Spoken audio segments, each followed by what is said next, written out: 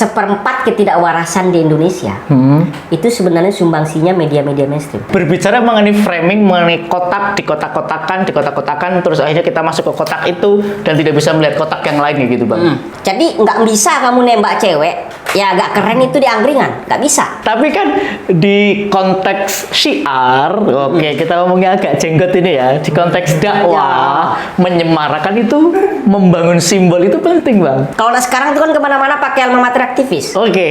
Tapi kita bisa tes isi otaknya.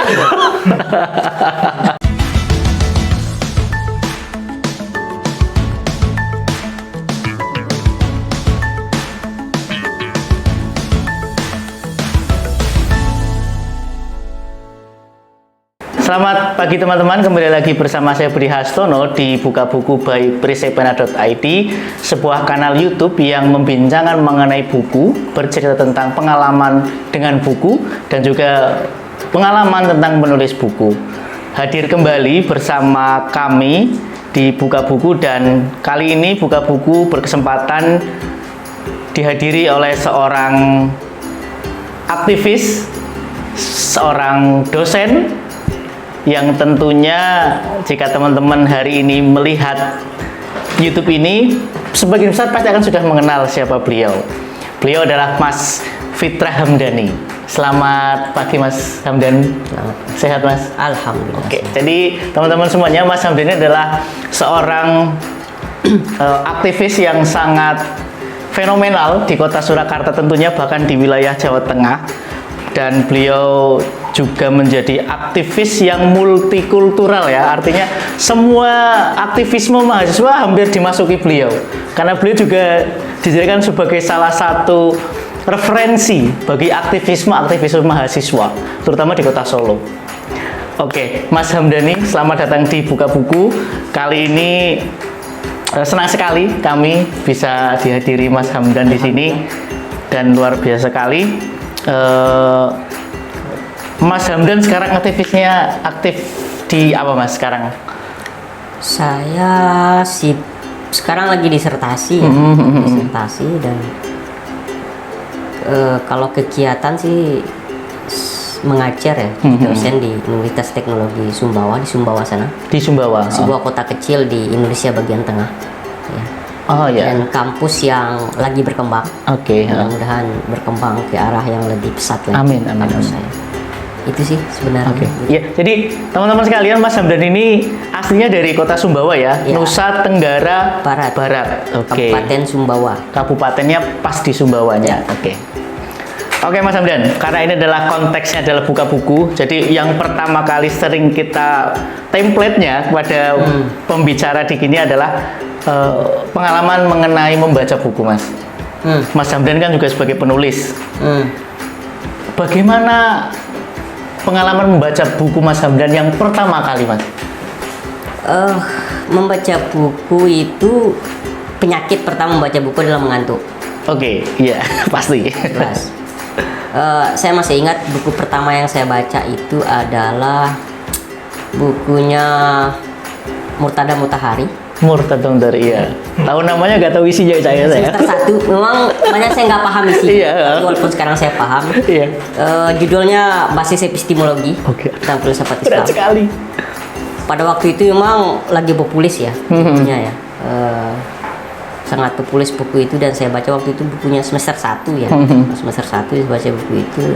Tapi itu memberikan landasan tentang apa itu pengetahuan, apa itu ilmu, dan apa itu basis ontologi dari filsafat, terutama dalam filsafat Islam.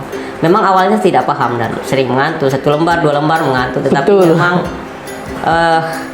kondisi asrama Pondok Sopron, karena saya itu cukup mendukung.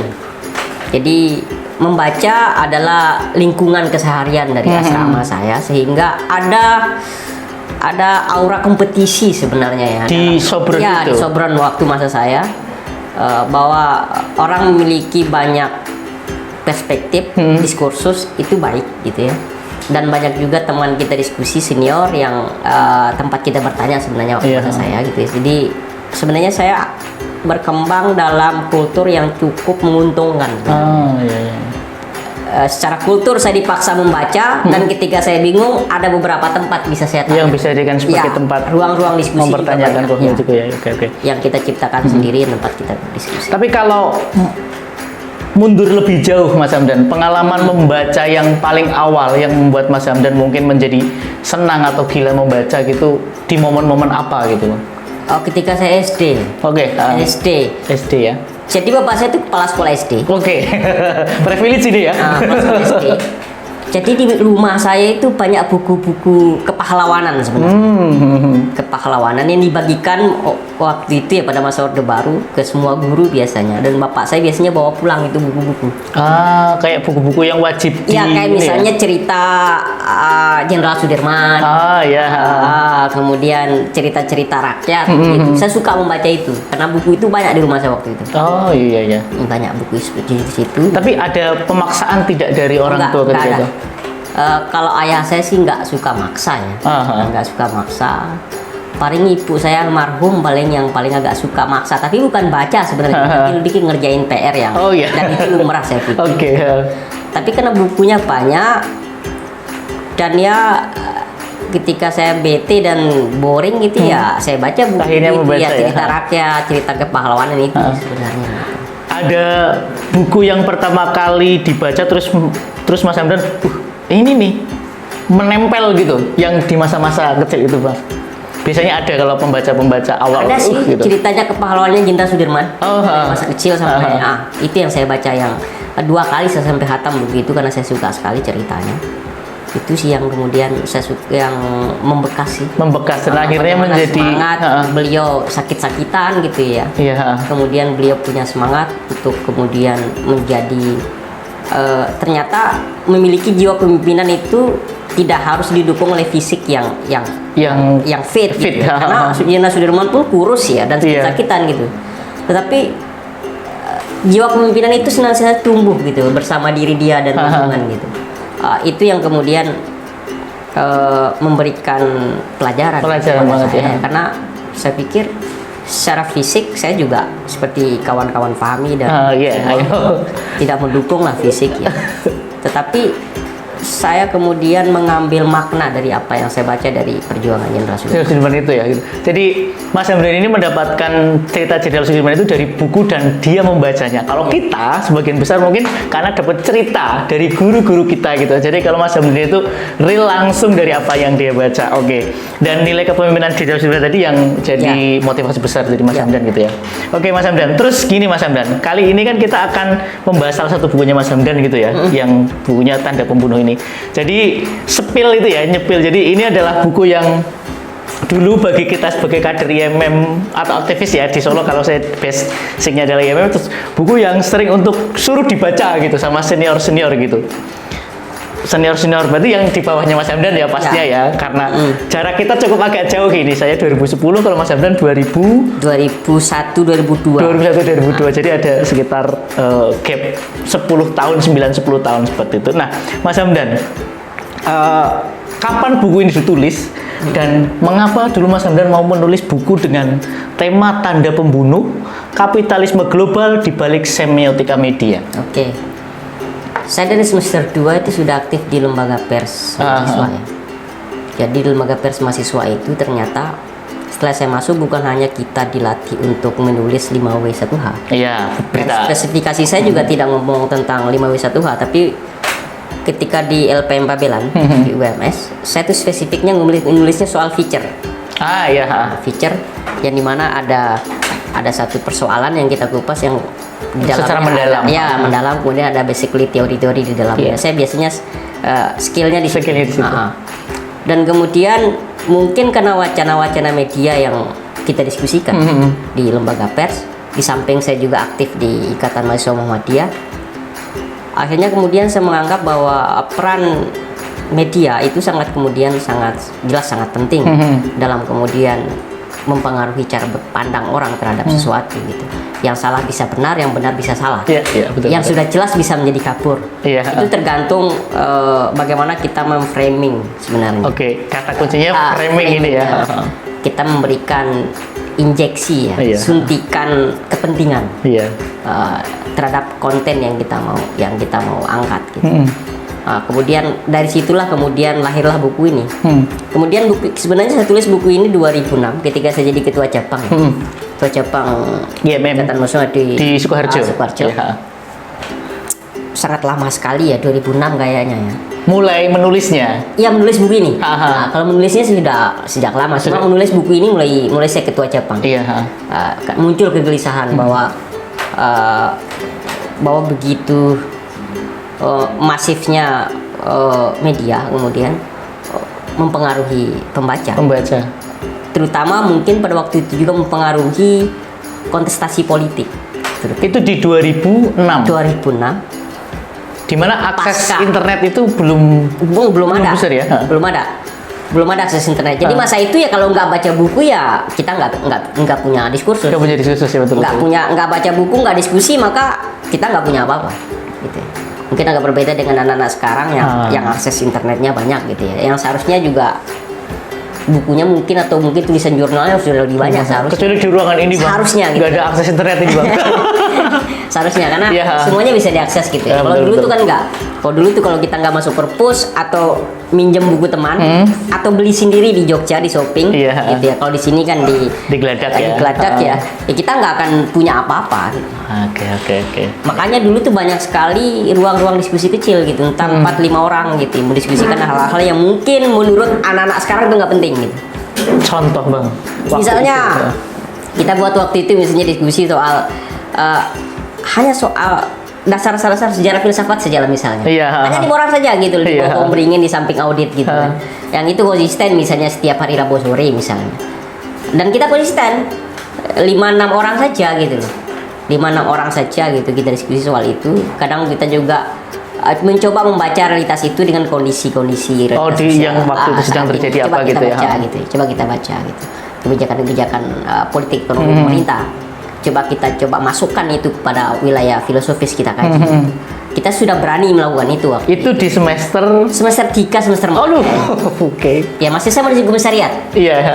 Saya komisariat. Tapi itu memang ini ya kebutuhan pribadi sebenarnya. Kebutuhan pribadi kita anggap ya dari setelah kita kuliah dan segala macam kita ngisi waktu untuk bertemu dengan teman-teman, kita diskusikan apa yang menjadi kegelisahan, kesenangan kita bersama, ya kita diskusi ringan-ringan saja gitu. Ringan tapi kok terasa berat ya bang? Kok digambarin saya berat sekali ya? Ya dibawa santai saja, jangan dibawa serius. Iya. Dibawa santai tetapi tetap jalan diskusinya. Oke. Jadi memang ini ya, suasana di tahun 2006-2007 ketika Mas Hamdan semester 4-3 itu memang sangat-sangat menumbuhkan orang untuk membaca dan mencari tahu gitu bang ya? Enggak semua sih sebenarnya, itu hanya berlaku pada wilayah aktivis saja sih. Waktu itu? Ya, kondisi mahasiswa saat itu hampir sama kok dengan sekarang gitu ya. Cuma mungkin sekarang yang saya melihat ada disorientasi di wilayah aktivisnya. Kalau mahasiswa bahasanya pulang pergi kuliah itu sama. Iya. Tapi di wilayah aktivisnya nggak berbeda anak-anak sekarang. Kalau di masa saya, yang namanya alma mater aktivis itu bukan karena orang tidak mau pakai, tetapi dia malu untuk pakai ketika selain acara penting. Karena apa? Karena mereka takutkan tanggung jawab dari itu. Karena kesannya di masa saya ketika dia pakai alma mater aktivis, dia cerdas. Iya. Kalau sekarang tuh kan kemana-mana pakai alma mater aktivis. Oke. Tapi kita bisa tes isi otaknya. Gitu. Oke. Dia sakral alma mater aktivis. Betul. Gitu. Itu kesadaran pribadi yang memang ini ya. Iya, apalagi pin IMM itu sakral orang pakai itu. Itu nggak sembarangan. Kalau berani pakai pen itu dan orang ngelihat, berarti dia siap untuk jadi tempat bertanya. Oke. Semua ilmu pengetahuan ada di dalam dirinya ya. Konsekuensinya. Oke, siap. Karena sekarang itu kan banyak sekali saya melihat alma mater aktivis A, B, C sampai Z gitu ya. Tapi bisa kita tes isi otaknya gitu loh maksudnya. Mampu nggak kemudian dia membawa alma mater itu sesuai dengan kapasitas dan kualitas yang dia punya. Jadi orang saat itu lebih bangga kepada cover bang ya. Cover, aku aktivis nih, tapi nggak coba mendalami apa itu aktivis sampai harus saya apa sebagai aktivis kayak gitu bang ya? Itu yang saya lihat anak sekarang. Iya. Anak sekarang. Iya. Kalau yang masa itu alma mater atau pin atau simbol atribut itu hanya dipakai ketika acara misalnya pelantikan, acara kongres. Sehari-hari mereka nggak pakai. seolah-olah ada indikator saya melihat ketika kayak saya misalnya, kalau nggak pelantikan saya nggak pakai alma mater, gitu ya. Atau misalnya karena ada rasa malu dalam diri itu menggunakan itu, karena apa? Tanggung jawabnya berat. Padahal itu Mas Hamdan ya? Iya, Mas saya. Tanggung jawabnya berat. Tanggung jawabnya adalah berarti kita siap menjadi simbol dari pengetahuan. Dari pengetahuan. Dari aktivisme itu sendiri ya. Kalau sekarang itu kan ringan-ringan aja dia pakai jas, alma mater segala macam gitu ya. Tapi sah-sah saja sih, tidak ada juga yang mempersoalkan gitu ya. Cuma maksudnya asumsi yang ada di kepala itu sudah berbeda tentang arti dari tanggung jawab alma mater itu pada masa saya dan saat ini. Itu ada pengaruhnya dari media nggak Bang? Berkaitan dengan kesadaran-kesadaran seperti itu? Ya jelas ada lah. Kalau dikaitkan dengan... Ya, basically kan begini sebenarnya. Kalau ngomong soal landasan filosofis. Iya, oke. Agak berat ini ya. Ini perhatikan ya, agak berat ini. Ringan. Semua orang paham itu. Basic banget di dasar di filsafat itu kan ada empirisme dan rasionalisme itu kan kemudian menciptakan yang namanya modernitas. Modernitas itu kemudian melahirkan yang namanya globalisasi. Ya. Globalisasi dalam globalisasi itu ada yang namanya libertarian. Sebagai semangat pendorong energi dari globalisasi itu kan adalah libertarian. Satu. Yang kedua, semangat dan pendorong dari globalisasi itu adalah eksistensialisme. Menampakkan diri. Yang menjadi semangat dari demokrasi sebenarnya. Nah, itu yang kemudian dan ini didorong melalui media visi ini. Nah, visi ini didorong melalui media, tetapi dikemas gitu, dikemas dalam bentuk entertain. Tapi sebenarnya ini berlaku pada ruang politik dan ekonomi. Baik itu politik ansih maupun politik ekonominya sendiri gitu. Nah, kemudian itu digunakanlah media ini gitu untuk kemudian bagaimana kapitalisme global, tuannya dari kapitalisme ini kan sebenarnya, atau tuannya dari kapitalisme yang menggunakan media sebagai instrumen ini kan tuannya kan adalah uang sebenarnya. Kepentingan uang ya, kekayaan ya. Kekayaan sebenarnya, kapital gitu. Kapital ya. Kapital itu kepentingannya. Sedangkan sebenarnya globalisasi sebenarnya isinya adalah nothing, kosong dia. Kosong sebenarnya, karena akan mengarahkan orang secara tidak sadar kepada nothing memang. Ketiadaan gitu. Absurd. Yang nggak ada tahu identitas. Nggak tahu identitas. Memang itu sengaja dilakukan gitu. Jadi keabsurdan identitas adalah sebenarnya tujuan dari globalisasi itu, agar mereka mudah diarahkan kepada kapitalisme tadi. Ketika sudah kosong akan kemudian gampang diarahkan gitu. Salah satu instrumen yang digunakan adalah media. Misalnya sekarang salah satu teknik misalnya dari framing misalnya adalah menciptakan citraan. Kesan. Kesan. Tetapi substansi dari kesan itu kan bukan esensi dari yang kita inginkan. Tetapi hanya kita inginkan citraan. Kenapa kita inginkan citraan? Karena ada hasrat yang kemudian dipacu melalui media. Misalnya saya contohkan di situ misalnya orang suka sekali nongkrong misalnya di KFC. Zaman dulu paling keren sudah nongkrong KFC. Jadi nggak bisa kamu nembak cewek ya agak keren itu di angkringan, nggak bisa. Pate nggak laku ya. Kalau kamu nembak cewek ya di KFC itu paling keren pada masa saya. Tapi kan substansinya akhirnya mereka kemudian menjual citraan kerennya. Tetapi mereka tidak ngomong soal rasa KFC-nya seperti apa. Betul. Kayaknya lebih enak nasi goreng nasi angkringan Pate ya. Pate misalnya atau enak ayam goreng Butum misalnya, tiada di Mendungan gitu. Masih lebih enak sebenarnya gitu ya, secara taste gitu ya. Tapi itu sudah nggak ada gitu, nggak penting lagi gitu. Karena yang terpenting adalah citraan. Citraan yang dibuat oleh media itu. Dia tuh media gitu kan, didorong oleh iklan dan segala macam. Iya.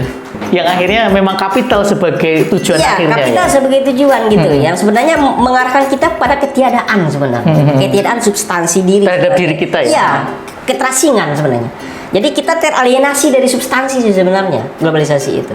Itu yang ingin saya hadirkan. Kemudian yang kedua, kenapa gambarnya kelinci? Kelinci. Misalnya ada kesan citraan yang dimunculkan. Yang penting klaim kartun itu mesti buat anak-anak.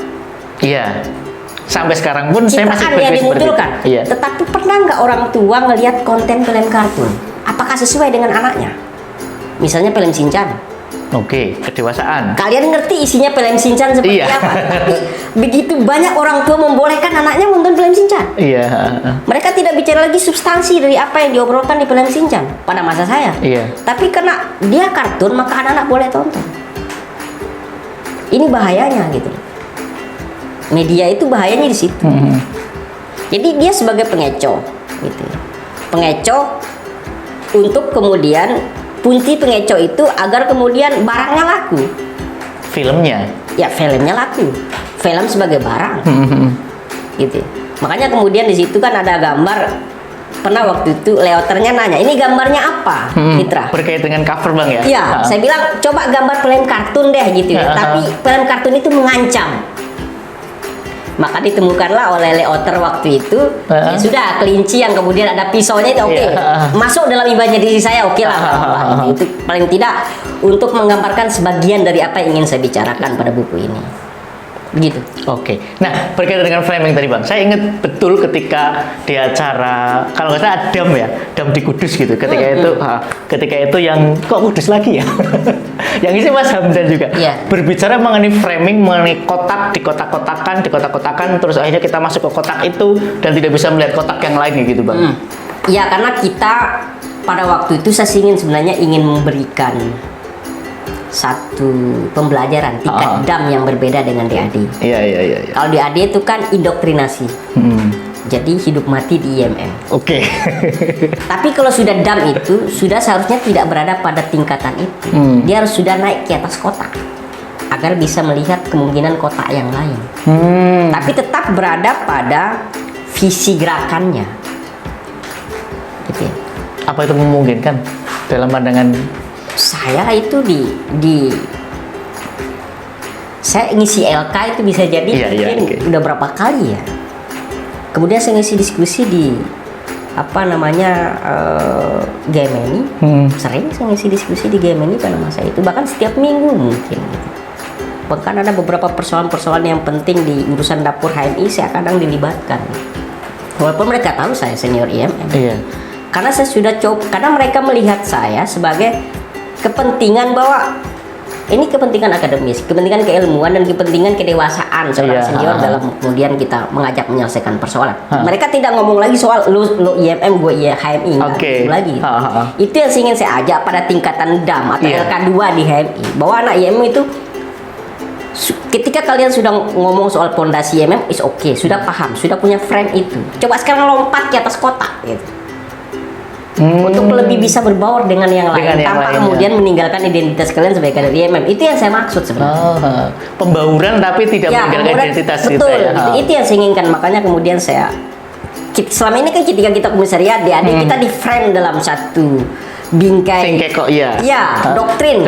Bahwa seolah-olah hanya IMM yang terbaik. Iya, sampai sekarang mungkin. Iya, akhirnya kemudian keras itu kan sering terjadi gitu. Kemudian ketika DAM saya coba ingin ngajak keluar sedikit deh adik-adik gitu. Coba melihat dunia lain gitu. Bahwa dengan mereka pun kita mungkin memiliki tujuan yang sama, cuma jalan kita agak beda gitu. Kayak misalnya kalau kita ke UMS, ada yang lewat Sampin Transmart, ada yang lewat Kleco. Oke. Tapi tujuannya sama ke kampus. Iya. Ini kok kayak Cak Nur ya mengenai agama. Saya coba melihat jalan lain yang mungkin gitu. Iya. Itu saja sih sebenarnya. Tapi memang mungkin pun sampai sekarang ya, walaupun saya juga sebagai mantan aktivis IMM ya, mantan nggak ya gitu kan. Mungkin untuk berbaur atau membangun komunikasi seperti Mas Hamdan tadi itu menjadi sangat susah, sangat sulit gitu. Itu gimana caranya gitu kan? Itu kan jenengan juga karena belajar juga semiotika, framing dan sebagainya. Bagaimana membrand diri kita sendiri kan kayak tadi media membranding sesuatu itu Bang. Saya mungkin karena sering ini ya. Awalnya terlibat dalam ruang-ruang diskusi yang isinya bukan hanya IMM. Oke. Dan akhirnya beberapa kali diundang menjadi pemateri di beberapa gerakan. Akhirnya kemudian tingkatan selanjutnya saya dipercaya ngisi materi di forum-forum pelatihan resmi mereka gitu. Jadi murni modelnya itu nih saya melihat yang mampu ngisi materi ini lo gitu. Oke. Lo kita undang. Jadi basicnya adalah Basicnya murni keilmuan. keilmuan. Ya. Walaupun kemudian pada akhirnya kemudian merembet kepada urusan-urusan yang lebih mendalam. Lebih mendalam. Organisasi mereka itu sudah cerita lain. Iya. Tapi awalnya dari situ. Tapi untuk membangun itu kan berarti memang kita harus punya kesadaran intelektual yang maksudnya ini loh, keintelektualan seperti ini loh yang ini bisa dimanfaatkan oleh banyak orang gitu Bang. Iya, seharusnya. Titik yang mana gitu. Kalau mungkin bagi saya pun sampai sekarang tidak bisa melihat itu gitu. Ataukah itu karena kemampuan dasar atau Sebenarnya sih kalau saya waktu itu ketika ada persoalan berusaha menjadi penengah tanpa kemudian merugikan siapapun. Kalau yang salah saya bilang salah, kalau kamu benar bilang benar. Oke, itu susah ya untuk Ya. ngomong kayak gitu ya. Ya, misalnya kayak kasus tahun 2000 berapa gitu, anak IMM cabut bendera HMI. Bukan di ini trotoar, tapi di depan pertokoan. Anak HMI kan mempat marah. Iya. Kemudian saya undang kan waktu itu ketua cabang HMI dan cabang HMI Sukoharjo dan Surakarta, saya undang. Kasus itu ya. Saya bilang, saya nyiapkan kopi, nyiapkan rokok, kalian nggak boleh keluar dari rumah saya sebelum persoalan kalian selesai. Harus selesai pada malam itu, karena ini nggak baik gitu. Dan kemudian selesai gitu. Akhirnya kemudian anak IMM bersepakat, oke, benderanya kita pasang lagi gitu. Kan selama mereka nggak nyentuh trotoar kampus, itu sah-sah saja. Oke, ada batasnya ya. Ada batas. Boundaries yang sudah jelas. Dan Ya? saya melihat anak IMM dalam konteks itu salah. Iya. Karena anak IMM ini nggak pasang bendera di trotoar gitu. Pasang benderanya di depan ruko. Iya. Depan dapur, tapi dicopot juga sama anak IMM kan. Oke. Itu aja anak IMM marah gitu. Oke. Saya nggak membela anak IMM karena emang kalian salah. Kalian harus pasang itu. Itu karena kesadaran superioritas yang terlalu tinggi ya? Iya. Jadi apa ya bahasanya itu ya? Menjadi senior itu nggak boleh karena saya IMM kemudian saya pihak nggak Iya. bisa gitu. Nggak bisa gitu. Saya katakan anak MI berjanji nggak boleh kalian masang bendera atau kemudian logo-logo di Kampus. dalam kampus. Dan itu mereka sepakat. Fair kan gitu. Tapi juga anak IMM nggak boleh main cabut saja gitu loh. Bukan wilayahnya juga main cabut saja, itu nggak boleh juga kan gitu. Oke. Iya. Ya memang hal-hal gitu memang ini ya sangat susah ya untuk berada di situasi apalagi aktivisme mahasiswa yang masing-masing punya Ya. kita ngomong kepentingan dan sebagainya gitu kan. Ya. Itu sangat susah untuk berada di atas. Makanya tadi saya sampaikan kemampuan seperti apa gitu Mas yang kalau tadi kan berkaitan dengan intelektual. Nah, penengah dan sebagainya tapi kayak apakah aku harus membaca sekian banyak buku untuk aku bisa dijadikan sebagai teladan ilmu bagi banyak orang gitu Bang? Saya enggak juga sih sebenarnya. Saya juga tidak ngerti prosesnya bagaimana kemudian ketika ada persoalan kemudian saya diminta untuk kemudian menyelesaikan itu. Ada kasus Natural gitu Bang ya? Iya, ada kasus terakhir itu kayaknya ada satu organisasi yang nempelin kata-kata yang tidak bagus di UMS. Saya jadi dosen di sana, tiba-tiba satu pihak petinggi kampus mengontak saya. Petinggi kampus UMS? Iya, Panjenengan masih di Sumbawa? saya di Sumbawa untuk negur ketua cabang. Karena ini bukan organisasi saya loh. Iya. Oh, ya sudah gitu. Kemudian saya kontak, Dinda, kritis itu wajib. Cuma tolong kata-katanya diperbaiki ya, diksi. Oke. Dan mereka dengarkan gitu. Iya. Saya nggak paham kenapa mereka mendengarkan saya nggak paham. Oke. Terus saya bukan seniornya juga gitu. Oke. Karena mungkin framing yang sudah Anda buat itu luar biasa Bang. Saya nggak tahu.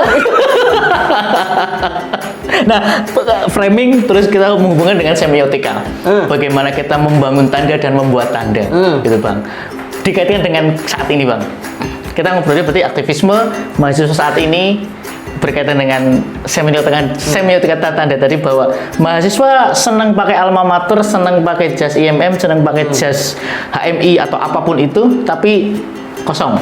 Oke. How? Kenapa? Dalam teori semiotika, Iya. misalnya kan banyak ya semiotika itu ya. Ada Bunderlaat, ada Ferdinand de Saussure, ada Barthes, Oke. ada kemudian Zong Baudrillard. Ini Kalau mata kita kuliah ngomong saya bahasa tentang Indonesia ya? Pop culture gitu ya. Iya.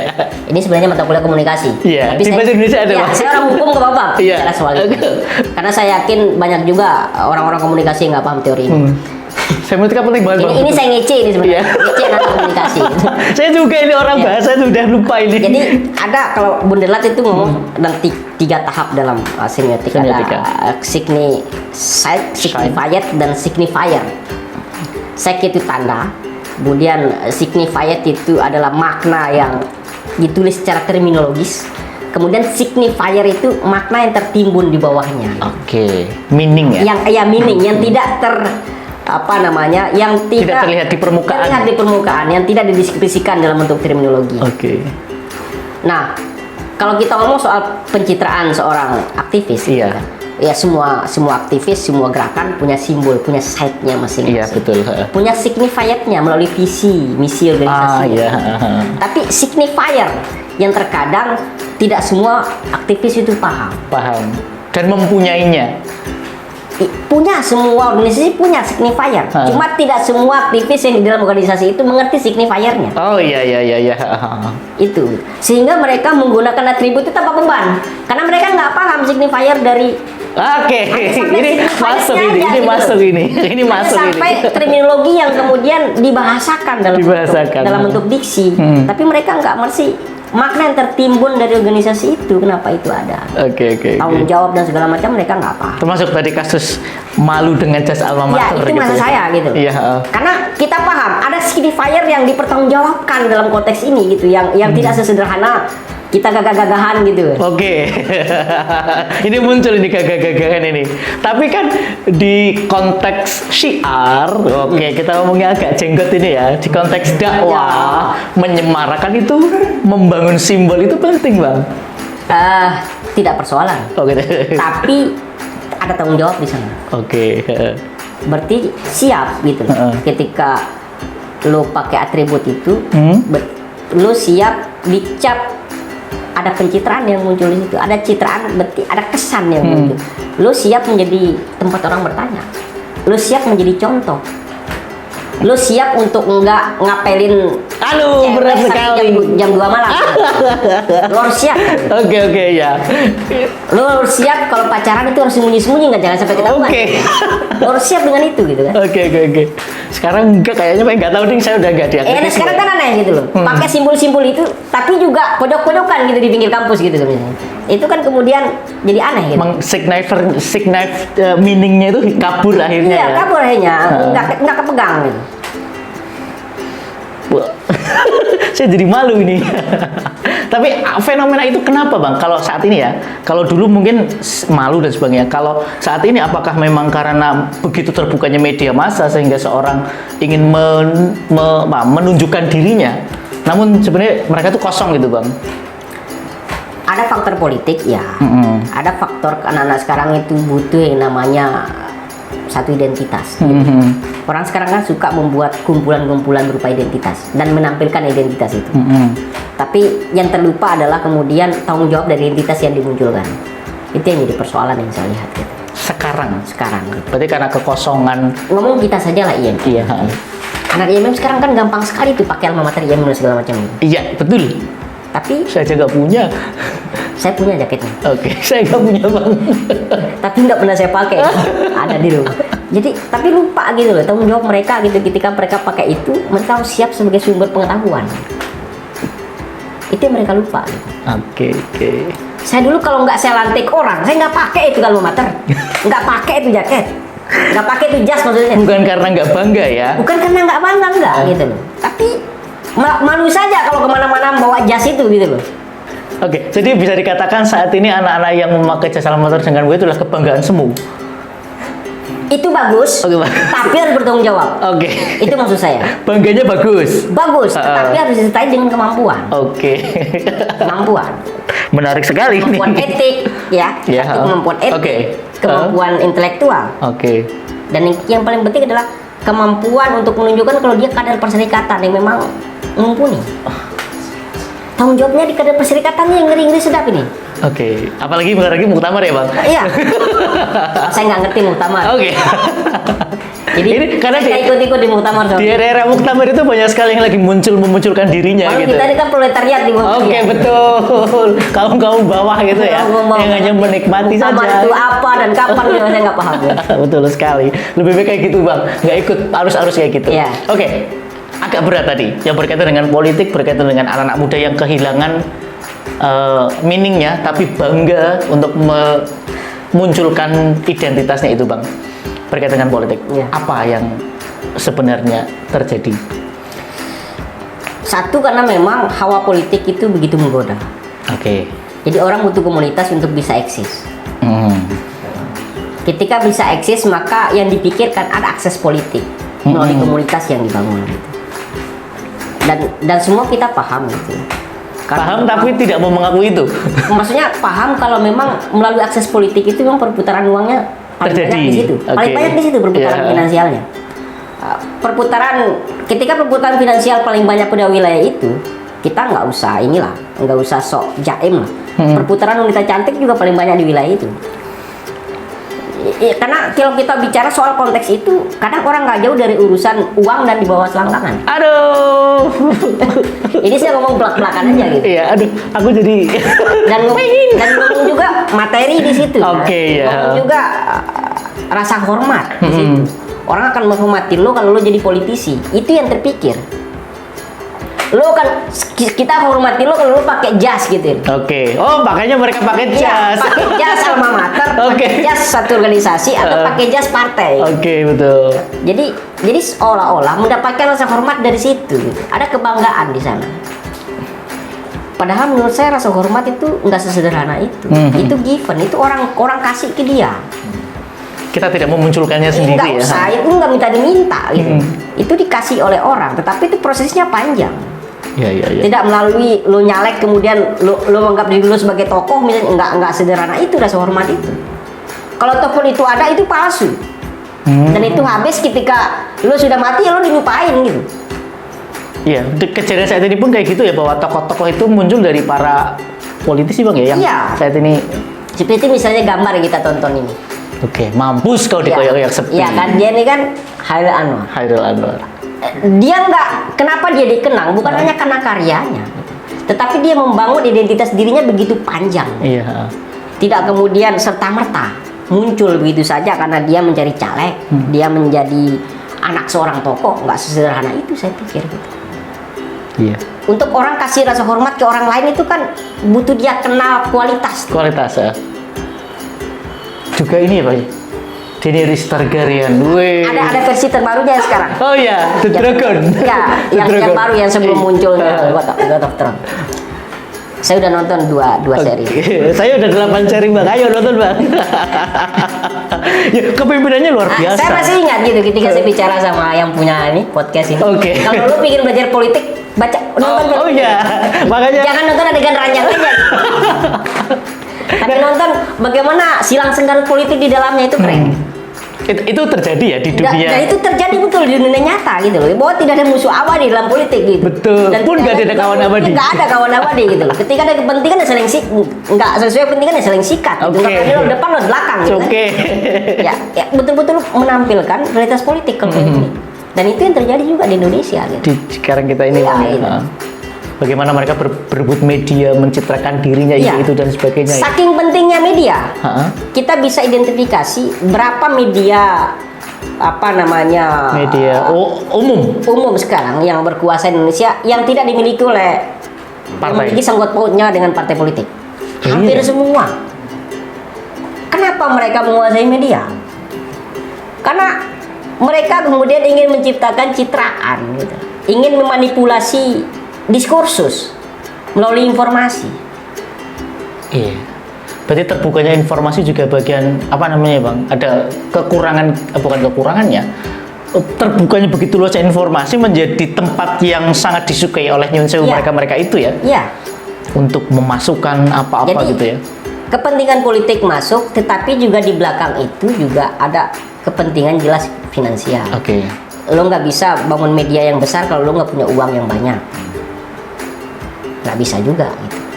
Makanya untuk membangun media yang besar itu juga butuh finansial. Nah, itu yang juga mengakibatkan adanya di bawah tangan antara politisi dan kita juga sudah paham bersama lah.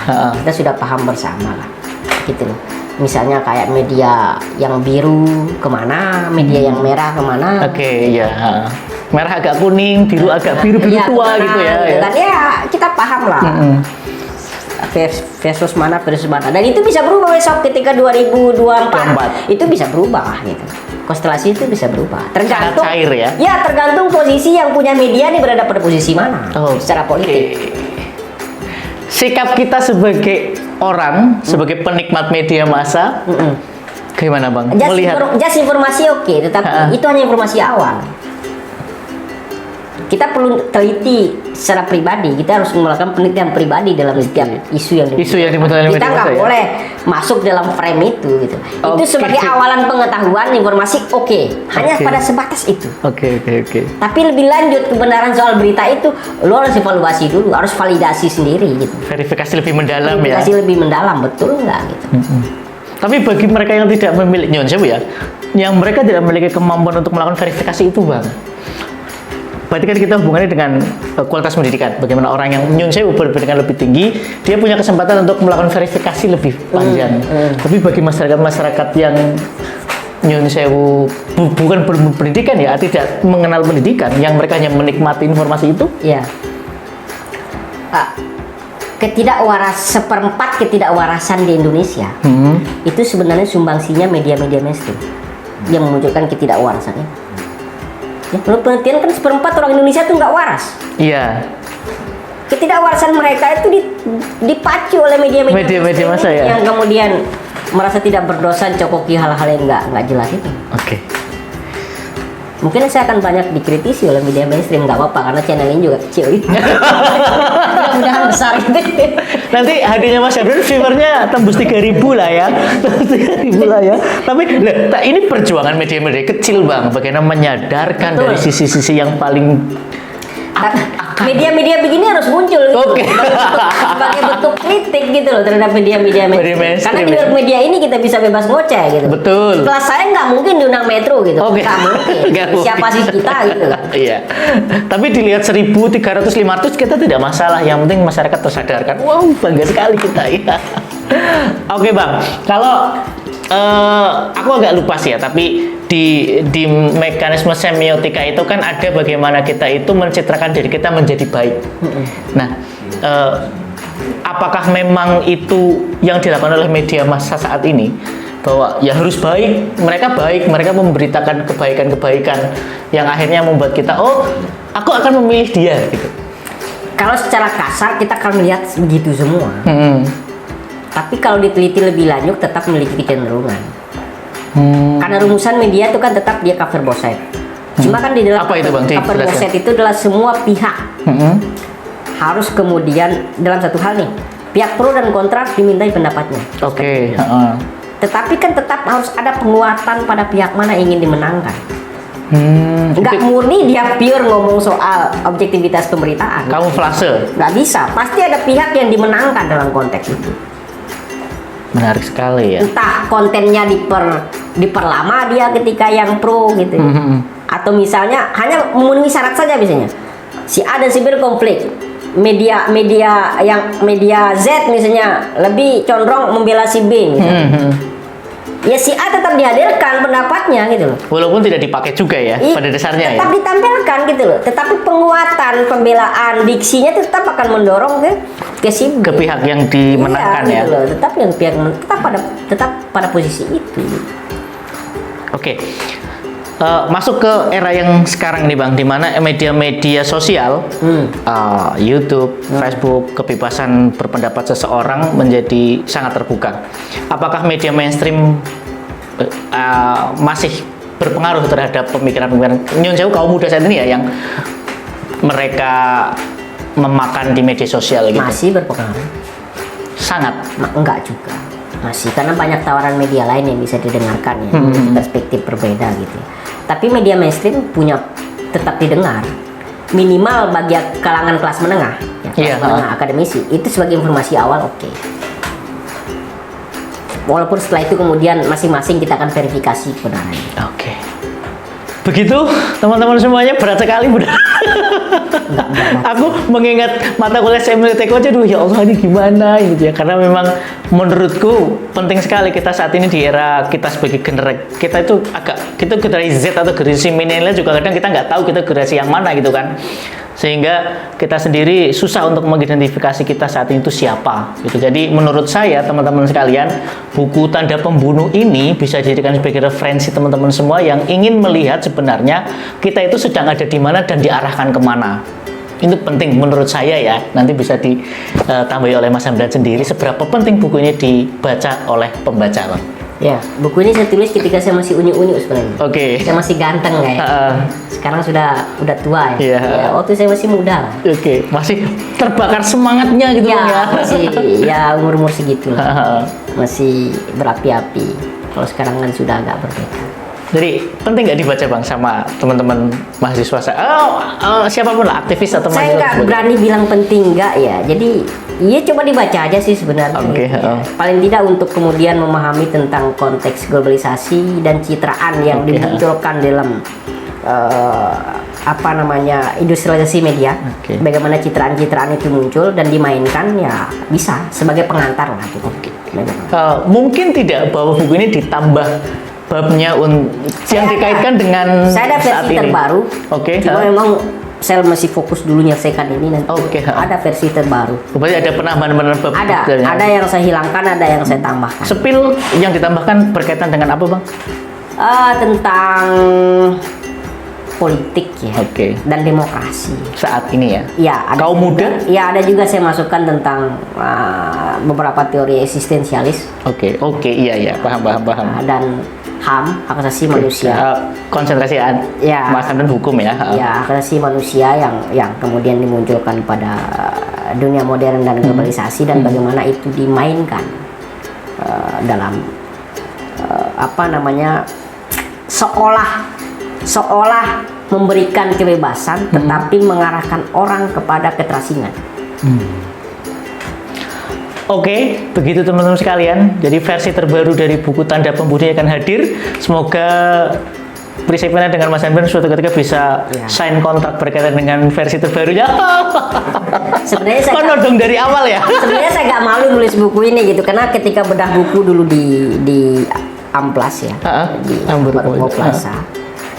Kebetulan yang panelis ini kan orang komunikasi ya Iya, dari UGM. Dia tanya saya, Based on basicnya apa sih gitu kan?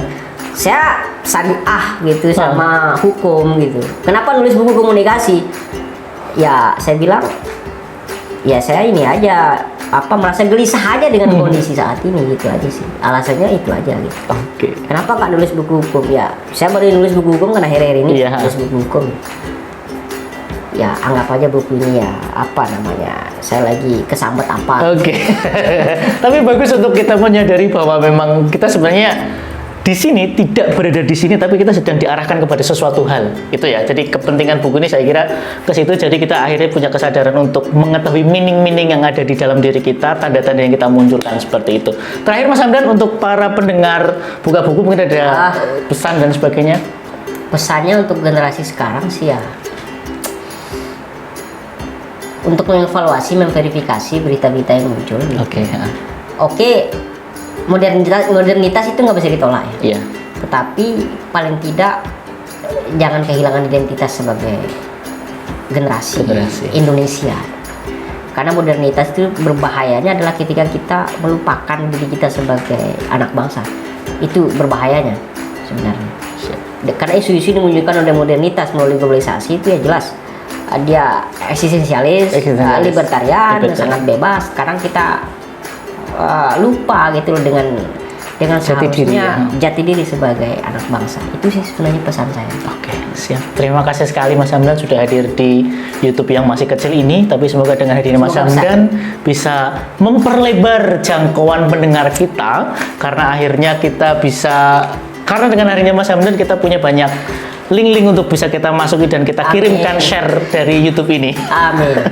Begitu teman-teman sekalian, tetap pantengin saja kami di Buka Buku by prisepena.id. Jangan lupa juga lihat juga diskusi kita sebelumnya, karena akan ada banyak ilmu berkaitan dengan buku-buku yang bisa teman-teman dengar. Kalau kalian tidak sempat membaca buku, paling tidak mendengarkan ulasan kami. Namun jangan lupa, mari membuka dan tetap membaca. Terima kasih.